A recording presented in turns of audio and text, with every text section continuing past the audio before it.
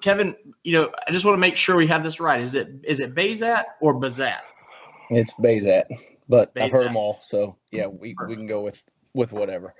as long as you'll reply, that's what really matters. That's right. Hey, David, real quick, Everett, if you could flip your camera sideways, it'd be better. And then it looks like Bazat. Looks like you started in the softball non-conference with Tap Out in 07. That's what we have.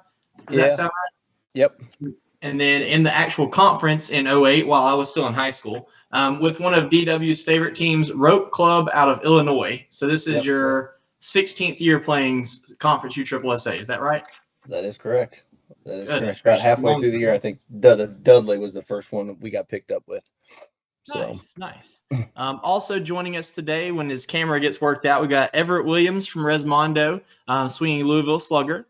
We also have Brian Zirkle, the center fielder from Competitive Edge, swinging Anarchy. And as always, the esteemed Dell Weiser from ConferenceUSSSA.com. So today's episode, we're really going to talk about Las Vegas, how everything went here. Very first, though, DW, give us your thoughts on the weekend. How did everything go? What's your overview? Yeah, if Bernie could share my screen, I got some pictures and standings to show you.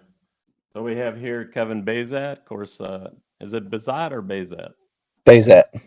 Bazat. Okay. I've been saying it correctly, I think 90% of the time. He was the MVP. You can see him here hitting the ball in the championship against Mason Farmer and Competitive Edge on the Fenway Field. There we have Everett Williams, who did a great job base hitting, because you really had to play the game because of the smaller fields and the home run management. I think he had 4 singles or 4 base hits in the championship game, or the IF game, before he had to leave to catch his flight.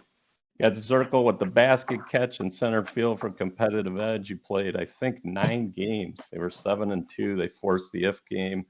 They lost by 1 run to Resmondo. Here's your standings. Resmondo, Competitive Edge, Nitro Circus, Smash It, and MPT and Bay Area tied for 5th, with the Bay Area A team being the highest A team in class, and Nitro Circus the highest AA team. There were 38 teams total. The weather was incredible. A little chilly at night, but no humidity. Here's your offensive MVP was Ryan Honeycutt. Bazat was the tournament MVP, and Tyler Marshburn the defensive MVP. There's your Resmondo team picture with the great Eddie Minosi, one of the great sponsors of all time. Brett Helmer was the manager. Competitive Edge, they played without the tall guy there in the picture, Brandon Streets, who had a wrist injury. Hopefully he'll be back soon. 3rd place, Nitro Circus. Chris Greiner put that team together. 4th place, Smash It Sports, who's also sponsored by Bay Area legends. Brand, Serena, Martell, those guys. That's the box score of the highest scoring game that I can remember in the last few years. 56-52 Resmondo, 108 runs scored. Josh Riley, 7 for 8 in the game. Bazat, 6 for 6 with 6 runs scored and 7 RBIs. Everett Williams, 5 for 8. I think he had a bunch of home runs on that one. 7 RBIs. So that's an interesting box score. On the women's side, Classic Glass beat Smash It Derby Girls in the first duel of the women's. There's your Classic Glass team. Holly Kennison put that team together. Here's your MVPs, Jessica Alexander and Randy Pauly. And then duel 2 of the women's was Smash It Derby over Classic Glass, so the reverse. Derby Girls won undefeated. There's their team picture. Of course, Don Cooper. The Coopers put that team together. And the MVP was Tara Laquanen. And we had the debut of our new show, Conference Primetime. Eric McCarthy, the host, I think he was on air for 25 to 30 hours. He was doing a red zone type channel where he picked the best game and he would announce that game and give feedback on the players' stats and brackets. And you could ask him questions on the chat room and things like that. So it was a great weekend, and we can go on to what you got next there, Dave. All right. Well, that's pretty good. We'll wrap up there. It looked like it was beautiful weather from the live feed. Obviously, I wasn't in Vegas, but it looked beautiful. We're going to go on some folks that won here. Bazat, obviously had a really good weekend individually, really good weekend as a team. What are your thoughts on how everything went for you individually, obviously, team-wise? Do you have any thoughts on any of the teams you played? Did anybody kind of stand out, show out like you're a little bit better than expected or a little worse than expected? No, it was a good weekend, obviously team and individually for us. Main goal, obviously, to win first, but get games in for the duel and come out with no injuries, which Phil got a little bit banged up. I think Buddy got a little banged up, but I think they should be okay. Travis got hit in the foot.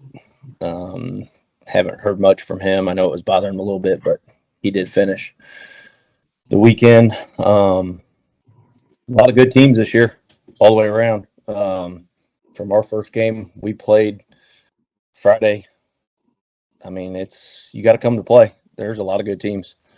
Nitro Circus gave us a run. I think we had to score 62 runs in the winners bracket final Saturday night to win that game. So, there was a lot of good looking teams.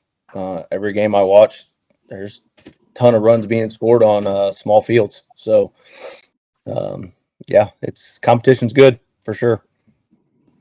Awesome. I know that Vegas has been known for high scores, being a small ballpark. The ball is a little. How did you feel about the pro-am? Was it a normal good pro-am, or was it like the DV?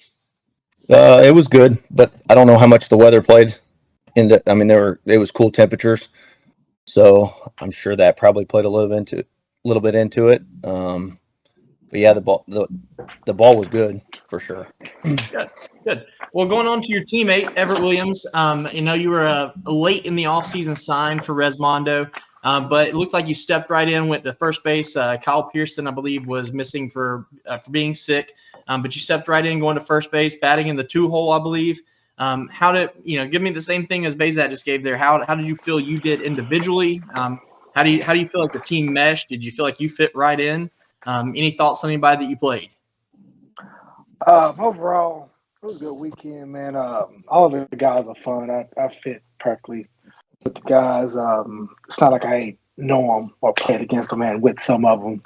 So, I had a lot of fun. A lot of good ball played from, like you said, from the first game to the last game. We all came together and we put together a good squad, man, and we did what we were supposed to do. Put up a lot of runs. Defense was good. Hitting was great. I felt like we should have finished a couple of games a little earlier than we did, but we got the dub, so that's all that matters. Good. Yeah, at the end of the day, if you pull out the win, the rest of the weekend really doesn't matter too much, so that's always a good thing. Zirkle, obviously y'all had a fantastic weekend as well. Came up a little bit short, but you played a lot of games, a lot of bonding time there, and a lot of good swings to get prepared for the duel. How do you think that everything went for you individually? I know it's a smaller field, so maybe your legs are a little fresher than usual. But individually, how'd it go? How'd the team go? New group. And, do you have any thoughts on any of the teams you played? I know you played the product team that upset some folks a couple years ago. Were they still as good as they were before? We actually run ruled, I think, every game we won in the entire tournament. Except for the 2 games we lost to Resmondo.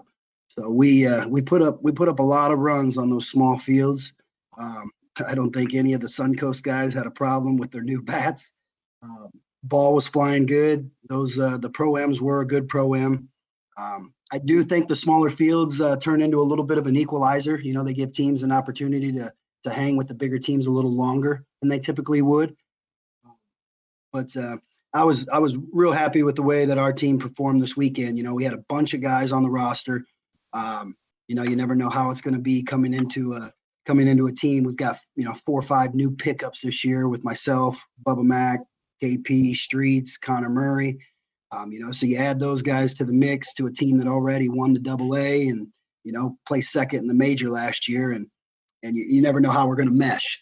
But we meshed pretty good right away. Competitive Edge does a good job with the team environment, and they got a lot of good coaches, sponsors that help out with that. And we rotated around pretty good, and everyone was productive from the bottom to the top. So, and that was without two key players as well. Streets had that hand injury, and B-Jack was at a wedding, Brandon Jackson. Gotcha. That's always a good thing to hear. Brandon Miller, it seems like he does a rather good job of handling that little bit larger than usual group of roster there. So he does a good job there. It's going to be interesting to see what happens when Streets comes back healthy and B-Jack comes back to fitting back in the outfit. It's really going to be something to watch. As far as what I saw this weekend, watching the few games I got to see, it looked like Pro-Am looked fantastic. There were a lot of balls that came through the infield rather well. It didn't sound on the live stream like anything was mushy, like the DVs kind of gave off before. And the cool thing, DW mentioned it a few minutes ago about the conference primetime show. Like I did 2-ish games with Eric, and it felt like we were just sitting there kind of just shooting that stuff. And you're just sitting there watching softball, talking things and seeing how all y'all were doing. And it looked like y'all were all fantastic. One thing I did notice, Zirkle, in the if game, it looked like y'all were kind of beat up a little bit. You think that the amount of games in there kind of played into that?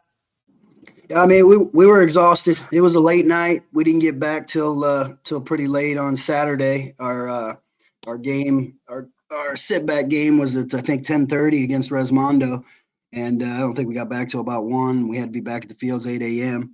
It was just a long weekend. It wasn't necessarily hot, but it started to wear on you. That the outfield was there was really no grass out there, so you had to wear spikes. I couldn't wear turf shoes. I think that was probably pretty accurate for most people. If you wore turfs, you were probably slipping all over if you wanted to hard plant and cut. But I don't know, legs feel good now. I think we just came up short, man. Resmondo got us. They are who they are, and that's where we want to be. So good deal. If we can battle like that every time we play them, it'll be a great season. Oh yeah, it was very, very fun to watch some of the high-end softball there.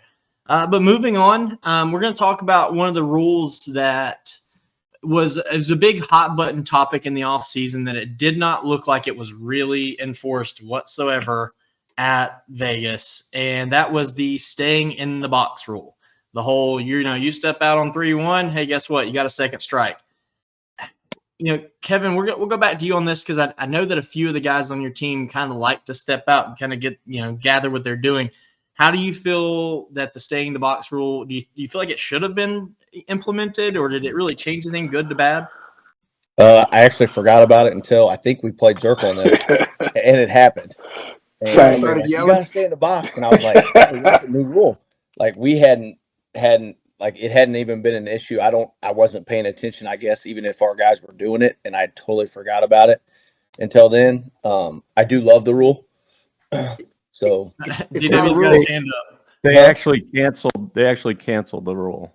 Oh, they 2 weeks ago, I was told, prior to this tournament. Yeah. Somebody, who'd we play? We played somebody that they were enforcing it. Yeah, our first couple games it was enforced. Was it you guys' first couple games? Okay. Yep. Because I remember somebody saying like, well, back there on the other fields they were enforcing it. Like I'd forgot about it. If it's a rule, I love it.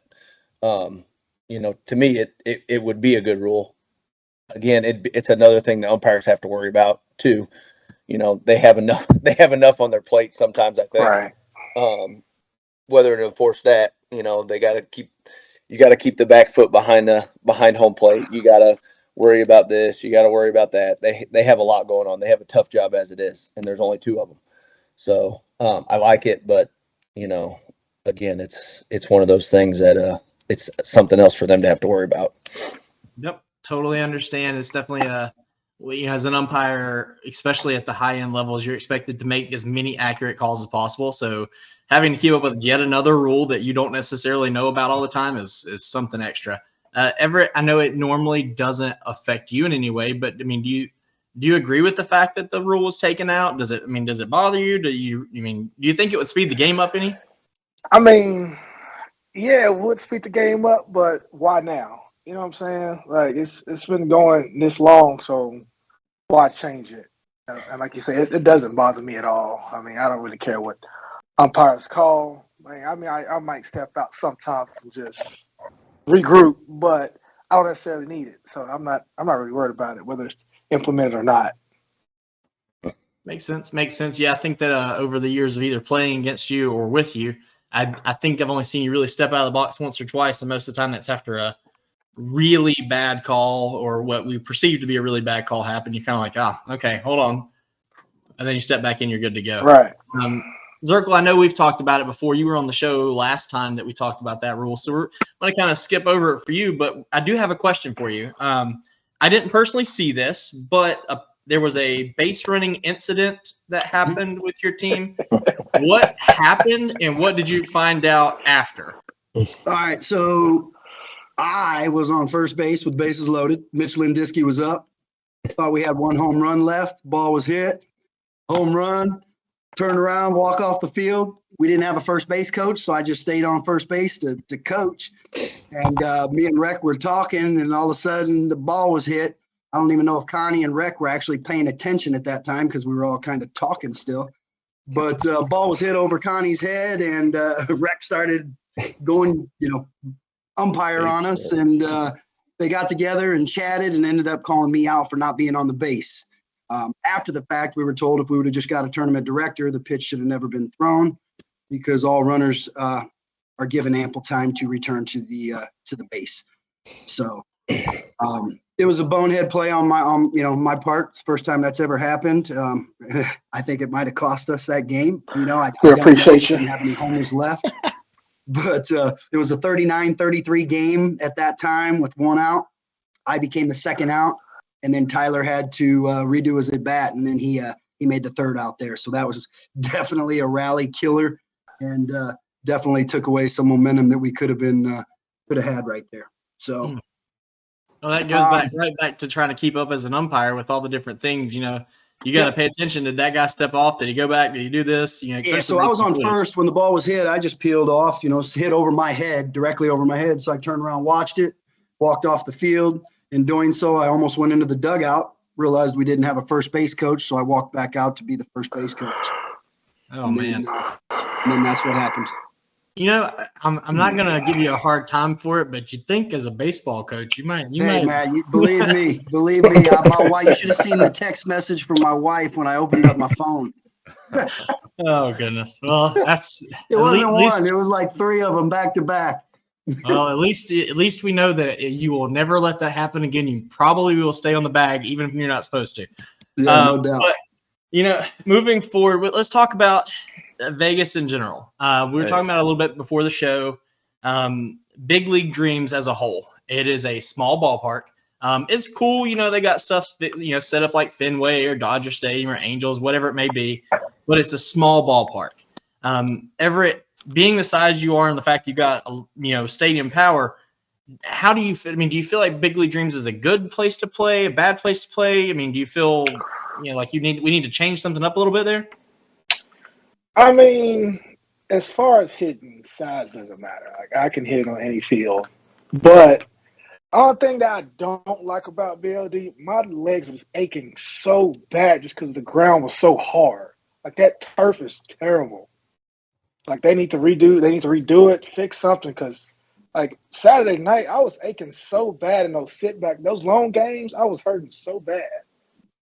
That's really the only complaint that I have. I really don't care about the size of the fields. You know what I'm saying? As ball players, we got to make that adjustment. Yep, totally get it. And it's just it's different going from arguably the smallest fields we'll play on all year to the biggest fields we'll play on all year 2 weeks later. Right. Zirkle, I know that you like to do the little flip over the backhand side, things like that, and having a slightly larger field gives you more room to play with. How does it affect you? Do you think it's a good or bad thing for Big League Dreams, or do you want the conference to find somewhere before the duel that's 300 foot? I don't know. I like it. I like having different complexes to play in. Right. You go to a big field, you go to a small field. It changes the dynamic of the game. You can't just, go in with the same mindset that you go into, in Vieira per se. I think it did change a lot of swings. You know, guys were either cutting down on swings or they were going hard and blowing out some unwanted solos and 2 runners. So I think it was a home run management type tournament, which is good. You know, I feel for the pitchers. That's the only thing I will say on a field like this is the pitchers are 50 feet away from, you know, from pain. And you know, a lot of guys, that middle of the field is what opens up with a small field, it being, you know, 270 down the line. So I like it defensively. I think we get to making plays defensively is huge. You know, one mishap on a BLD field can cost you 10 to 15 runs. And I think that allows your defense to step up and make more plays, and defense matters a little bit more on a field that's small like this. Absolutely, absolutely. Well, speaking of defensive individuals in the middle of the field, I did happen to log in twice on 2 different Resmondo games, and I believe both of them were against Competitive Edge, and I'm almost it looked like a mirror image of Jobo going kind of right center-ish, but Travis had fallen off and got Travis both times almost same exact swing.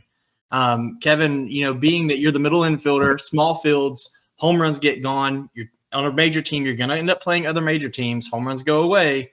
The middle of the field is where a lot of people would like to use. Do you like the fact that Big League Dream is like that? Because I know that you're making a lot more plays there than you're having to make in other places. Or do you want something a little bigger? To me, I'm kind of the same way with Zirkle and Everett both. You know, I like playing on different venues. You know, when I started playing softball, I never played on baseball fields. You know, it was always 300s. It was always smaller fields. So, I mean, it's something that, you know, I've done my whole softball career. Yeah, we like opening it up for us as a team. We like opening it up with our power on bigger fields. It makes it a little bit, I don't say easier, but, you know, more free swinging for us on the bigger fields, but I don't mind the smaller fields at all. Of course, I don't pitch either, so that's part of it. But you know, I mean, we play a lot of our stuff's on the smaller fields. So the only thing is, kind of like Everett said, the turf there is worn down, and they tried to patch it, and where they tried to patch it, it's higher. So it's almost like there's seams everywhere. So you had to be careful of that. I remember one instance, Connie made a real nice play going up the middle and threw it back to Everett on an easy, what should have been a one hopper, and it bounced completely over his head because it hit the seam of where they had changed the turf at. That was crazy. So, I mean, just little things like that. Like, even if they would have just left it consistently low everywhere, we could have made an adjustment or changed it. But the patchwork was pretty bad some places. So general consensus that I'm hearing is the size of the field is not necessarily the issue. It's the quality of the field. So if the turf was either all low where you're just used to it, it is what it is, it's faster through the infield, or if it got redone and it'd be a little bit more like a slower, truer turf like in Vieira, we'd still be happy. Does that sound about right? Yeah. Good deal. Well, the only other thing, and I actually brought this up on the live stream because I feel like, hey, Dave, what about me? Oh, yeah, you're right. Dale, my bad. I'm sorry. I know that you have to travel all through the park there. I mean, I know that you spend a lot of time walking back and forth and going to different fields, and you are at least from what I understand, a proponent of a little bit bigger field. But how do you feel about the Big League Dreams compared to the other park? Yeah, I actually think it's good to play on all different size fields and make the players adjust. And I think the players should embrace that and kind of learn to enjoy the challenge of the differences between the fields. And I think most of them have. The turf was super fast because it's super old. So the hits went through the infield fast. It was tough for the infielders, but the infielders got a lot of chances. And I just want to tell people, as I walk around the park, I'm only seeing at most 1/6 of the games being played. But Tom Bloom, that guy was fielding the middle. Nick Day at third base. Louis Reyna up the middle was having a weekend. And Kyle Pearson from Competitive Edge. Chance after chance. Bubba Mack at third base was getting a lot of chances and making the most of it. Those 5 guys stood out to me defensively, And then I think we should have went with keeping the players in the box, because we got done at 2:15 Saturday night, and the teams had to be back in the fields at 8. I think it would have been fun to see what difference that would have made to the game times. We had some of the longest games of the year. Resmondo versus Competitive Edge went 3 hours even, I believe, Saturday night. And that's just too much. That's a rather long game, especially for folks coming from the East Coast, getting used to that 3-hour difference there. That doesn't sound appeasing at all. Like, it's just not. It does not sound fun. Yeah. But going into what I was talking about there a second ago with the ball standpoint, Houston, Big League Dreams, which is my understanding after talking to y'all, that is basically the same size, used to use the high core ball from Dudley. A little bit lesser of a ball. Home runs are they're still going to be easier because the field's smaller, but it plays a little bit smaller, as if the same way the ballpark feels. So, Kevin, how do you feel like the high core would make a difference? Would you want to do that, or do you feel like Pro-Am is what you need? I don't know. The high core to me bounces a little bit too much for me as an infielder. I like staying consistent. I don't like changing. If we're gonna stay with the Pro-Am most of the time, I'd like to stay with that just because of the consistency. I wouldn't want to jump back and forth. I know we need to use a stadium ball in a stadium, but I wouldn't want to jump back from the high core to the Pro-Am to the high core to the Pro-Am, week in and week out, because they do play different. So I'd like the consistency of it. I mean, it wouldn't really matter to me as much if we're going to switch it all together, but I wouldn't like jumping back and forth. It makes sense. Hey, David. Yes. Hey, David, real quick. Each of us should mute our mic if we're not talking, because there's some background noise. Go ahead. All right, and Zirkle, as an outfielder, that he was talking about the difference in the way the high core bounces. Do you see a flight difference in the outfield out of the high core? Does it carry more, float more?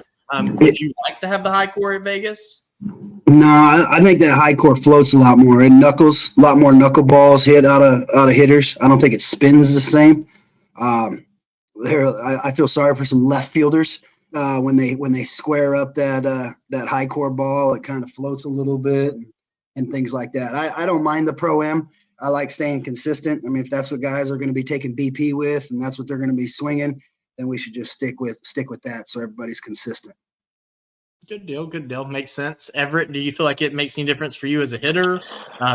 Being that you typically get more swings than fielding, but do you feel like it makes any difference for you as a hitter? Do you feel like it changes your approach when you're swinging?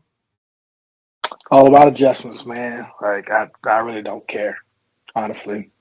I played in Texas. I saw we used to hit as high cores down at BLD in Dallas and in Houston. When we played in the League City major. That's what we hit. So I was used to it. It still flies or whatever, but like they said, it moves different. I think I prefer the Pro-Ams.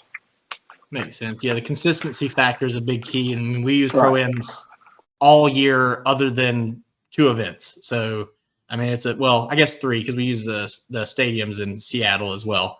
But still, Pro-Ams, especially if it's not the DV Pro-Am where one ball might be a high core, one won't. It feels like it should be a pretty consistent thing. DW, do you want to see a ball change there? Do you think that's the Pro-Am's too much ball? Do you think the high core makes sense?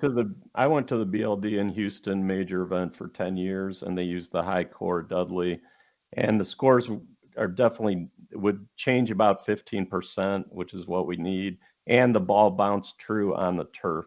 It doesn't bounce true on the dirt, but it does bounce true on the turf. Okay. Makes sense. I mean, I personally have not had to play with a high core, so I couldn't tell you, but it sounds like we would stay with the Pro-Ams unless you're in the media side. You want to see some high cores. But that's pretty much everything we have today as far as Vegas is concerned. Obviously, the next tournament is the Duel. Big one for everybody. It's a long, grueling tournament. It's probably the most difficult tournament of the year. It's one of those things that you really have to get mentally prepared for it. Everett, do you have anything about the Duel? Do you change any mindset, any view, any approach?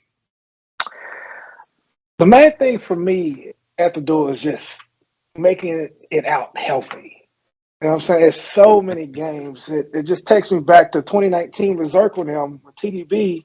We played, 19 games and ran like 60 miles that weekend. Yep. Like that I'm still hurting from that weekend.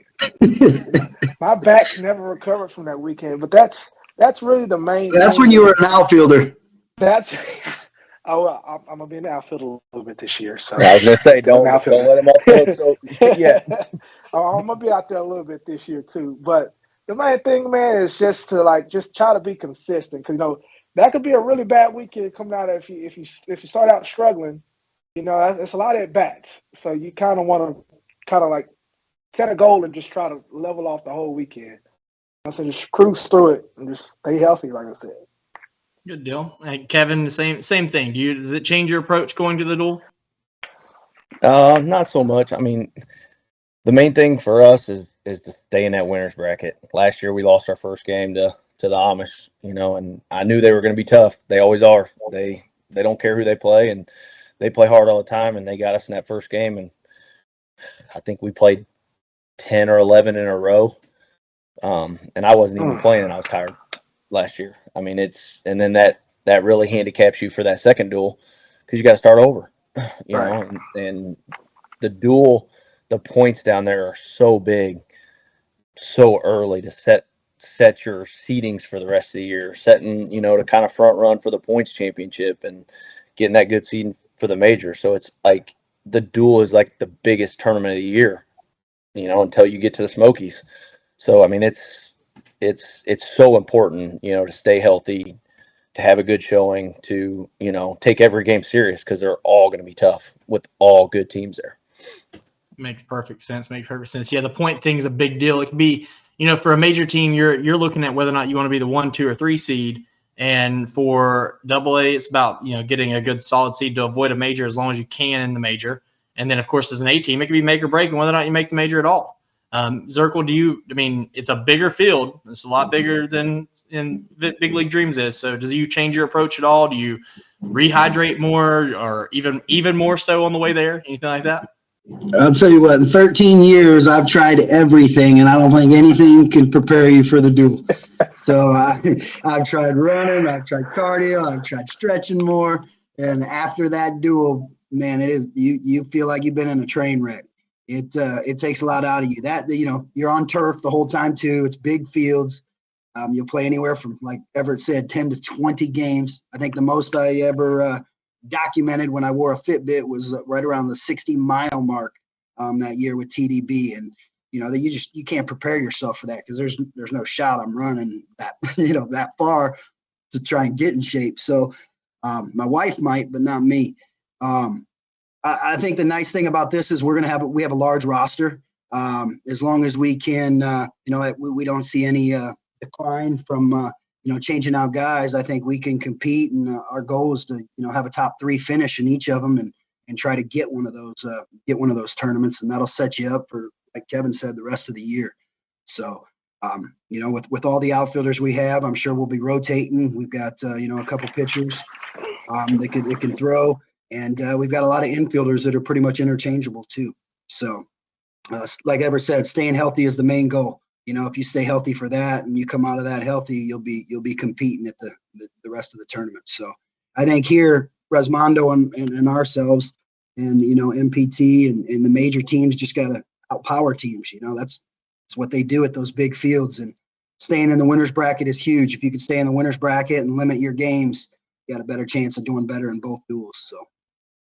Absolutely. Yeah, it's a big difference in approach for the bigger fields. Major teams have the ability to kind of distance yourselves out with that 14 home runs or so. It's a big difference. DW, I know that it's not nice and confined as BLD is, so you have to travel a lot more. There have been times that I know in your reports you've said that you didn't even get a chance to see certain teams play because they were on the red quad instead of the stadium and back and forth.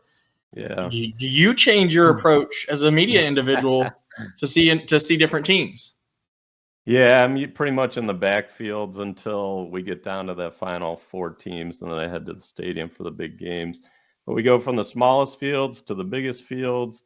That's what's great about the conference. We're going to have the top 30 teams in the nation are going to be there, double elimination.